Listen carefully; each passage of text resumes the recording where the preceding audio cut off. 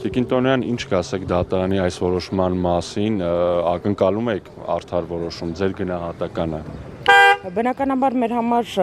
բացարձական սպասելի չէր դատարանի այս խայտառակ ու ամոթալի որոշումը, որովհետև մենք վաղուց արդեն համոզվել ենք, որ Հայաստանում արդարադատության համակարգը մոտենում է իր մահկանացուն կնքելու գործընթացին։ Ես իրականում ցավում եմ, որ գործող իշխանության կոնկրետ եւ ուղիղ հրահանգով Հայաստանի Հանրապետության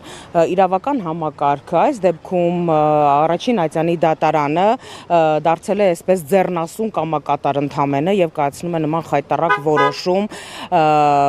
Բնականաբար իրավական ճանապարհով մենք գնալու ենք, փաստաբանները բողոքարկելու են այս ամեն ինչը, բայց բոլորին էլ հասկանալի եւ տեսանելի է, որ սա ընդամենը Գագիկ Ծառուկյանի նկատմամբ քաղաքական հաշվեհարդար է, քաղաքական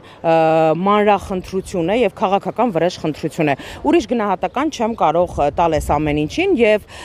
ուղղակի նաեւ ցավում եւ ցավակցում եմ այսօրվա քննչական կոմիտեի բոլոր պատասխանատուներին, ովքեր իրենց այսպես ըստ երևույթին մանկության տարիների տրավմաները, չկայացվածությունը, անլիարժեքության այսպես ամեն տեսակի բարդույթները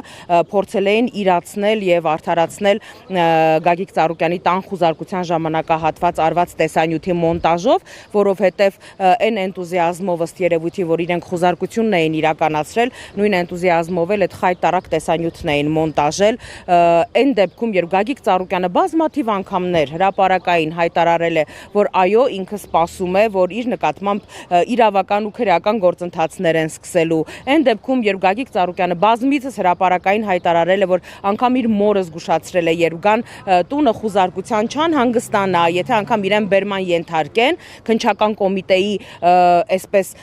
սանձազերծ պահվածքի արդյունքում ուղղակի հարձակում են գործում Գագիկ Ծառուկյանի բնակարանի վրա, գետնին են տապալում, ինչ որ շոու են ապահովում, փորձում եք ձեր ուժը ցույց տաք սրանով դուք ձեր ուժը ցույց չեք տալու։ Եվս մեկ անգամ ընդհանրապես ցույց եք տալիս, որ 30 հոգով փորձում եք գետնին տապալել Գագիկ Ծառուկյանին։ Գագիկ Ծառուկյանը միանձնյա ձեր 30-ին միաժամանակ կարող էր գետնին պարկեցնել։ Այսպես խայտառակ նկարահանում, խայտառակ մոնտաժ, ընդհանրապես կրկնում եմ, ցավում եմ, որ մեր երկրում արդարադատության համակարգը հոգեվարքի մեջ է գտնվում, իսկ մնացած առումներով մեր անելիքների հետագա գործողությունների մասին մենք հավելյալ կտեղեկացնենք։ Շնորհակալություն։